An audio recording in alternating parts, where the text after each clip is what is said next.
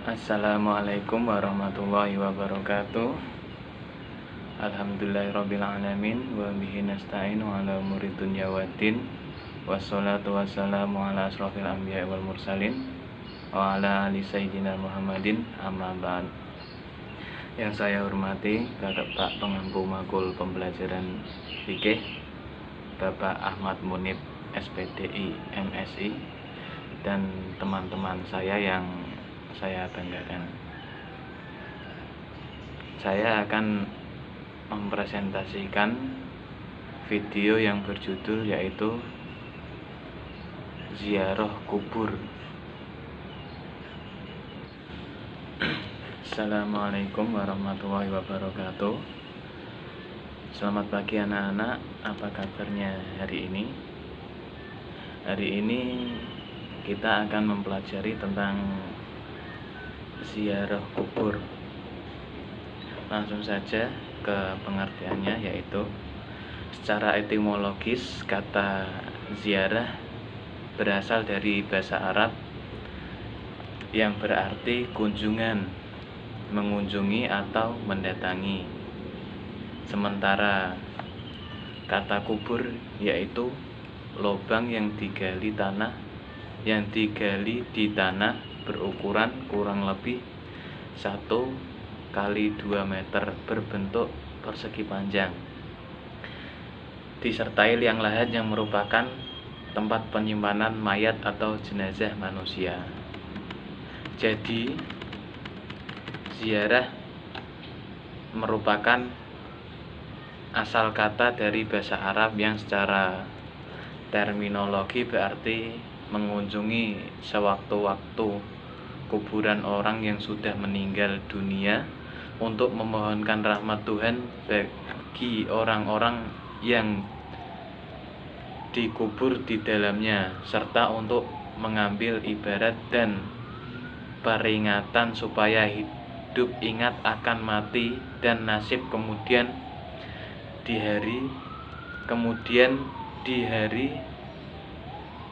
di akhirat. Dengan demikian, ziarah kubur adalah kunjungan ke tempat pemakaman umum atau pribadi yang dilakukan secara individu atau kelompok masyarakat pada waktu tertentu dengan tujuan mendoakan saudara atau keluarga yang telah meninggal dunia supaya diberi kedudukan atau posisi yang layak di sisi Allah Subhanahu wa Ta'ala, sehingga arwahnya diharapkan bisa tenang dengan adanya permohonan doa dari keluarganya yang masih hidup. Yang selanjutnya yaitu tujuan ziarah kubur.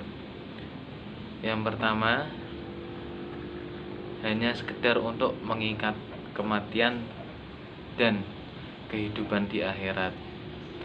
Ziarah dengan tujuan seperti ini cukup dengan melihat kubur yang diziarahi tanpa mengenali siapa penghuninya.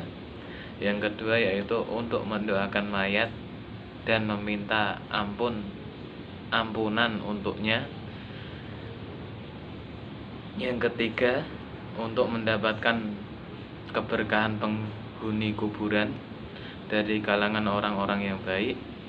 Yang keempat, dalam rangka berbakti kepada orang yang berhak semasa hidup dan matinya, dan menziarahi kuburnya termasuk bentuk dari bakti. Yang selanjutnya yaitu hikmah ziarah kubur. Pada permulaan Islam, Nabi Muhammad SAW melarang kaum muslimin untuk ziarah kubur. Hal ini disebabkan karena pada zaman jahiliyah kuburan dijadikan sebagai tempat kebaktian atau sesembahan pada roh leluhur dan kebaktian untuk menyembah berhala, dan tempat berkeluh kesah sambil menatap curcuran mata. Terkait hadis Nabi SAW yang artinya, sesungguhnya Rasulullah SAW mengutuk perempuan-perempuan yang berziarah ke kuburan. Selain itu, dilarangnya kaum muslimin untuk ziarah kubur oleh Nabi Muhammad SAW, mengingat iman umat Islam pada waktu itu masih labil dan takut akan menimbulkan kemusyrikan. Pada saat itu kondisi keimanan umat Islam masih pada taraf memprihatinkan.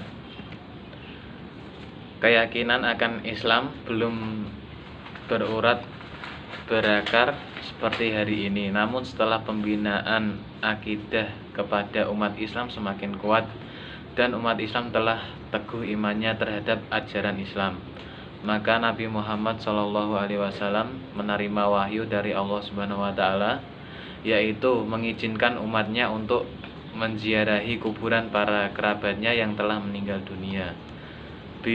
Beliau langsung melaksanakan sendiri dan menjelaskan kepada umat Islam bahwa ziarah kubur telah diperbolehkan dengan syarat tidak meratap di atas nisan orang yang telah meninggal dunia.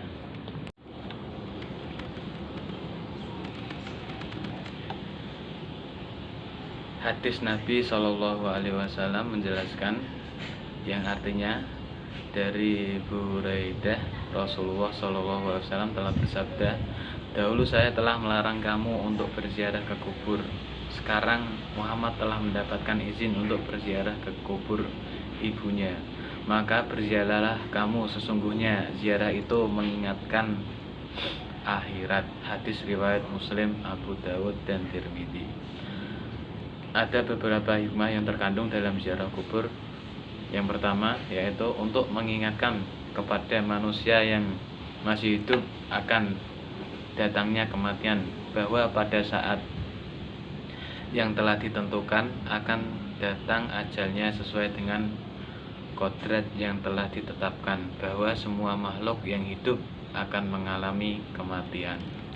Yang kedua yaitu untuk memohonkan doa kepada Allah Subhanahu wa taala agar Allah yang di dalam kubur tersebut diampuni segala dosa dan kesalahannya dan ditempatkan pada tempat yang layak di sisinya. Yang ketiga, manusia selalu mempunyai sifat lalai untuk menghadapi kematian, sehingga kadangkala seorang belum sempat insaf serta mempersiapkan diri untuk menghadapi Sang Maha Pencipta. Oleh karena itu, satu kewajiban bagi yang hidup untuk mendoakan, terutama bagi anak yang saleh. Yang selanjutnya yaitu adab ziarah kubur. Yang pertama, berwudu sebelum ziarah. Sebaiknya sebelum berangkat ziarah kubur dapat mengambil air wudu terlebih dahulu dari rumah. Apabila batal di perjalanan, dapat berwudu di kamar mandi atau fasilitas umum di dekat pemakaman. Yang kedua yaitu mengucapkan salam. Adab ziarah kubur selanjutnya dengan mengucapkan salam seperti yang telah Rasulullah SAW ajarkan. Kalimat salam ketika masuk area pemakaman sekaligus sebagai bentuk mendoakan para penghuninya. Yang ketiga yaitu menghadap kiblat. Adab ziarah kubur berikut ini termasuk sunnah yang diajarkan oleh Nabi Muhammad, yakni dengan menghadap ke arah kiblat saat berdoa, membacakan doa untuk sang mayit, kemudian mengirimkan bacaan tasbih, tahmid, takbir, dan zikir. Yang keempat yaitu tidak menginjak atau duduk di atas kuburan. Azab ziarah kubur selanjutnya, pasti Anda menghormati para penghuni pemakaman dengan tidak menduduki maupun menginjak kuburannya sesuai dengan sebuah hadis Rasulullah SAW yang artinya, janganlah kalian sholat berdoa kepada kuburan dan janganlah kalian duduk di atasnya. Hadis riwayat Muslim. Yang kelima yaitu hindari berkata-kata tidak sopan. Adab Adab ziarah kubur selanjutnya, pastikan Anda menghormati para penghuni pemakaman dengan tidak menduduki maupun menginjak kuburannya sesuai dengan sebuah hadis Rasulullah SAW yang artinya,